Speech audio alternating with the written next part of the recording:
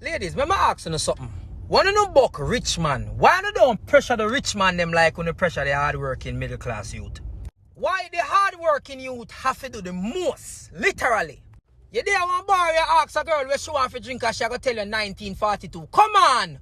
We mean where you want to drink if you did not spend the money for buy it. Come on, like, you know you're not gonna take grass-fed steak if you spend the money.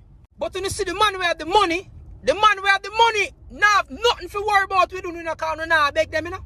The man who have the money, only rather they own them and dead for hungry. The man who have the money can't give you no Campari for drink and white rum and no they good.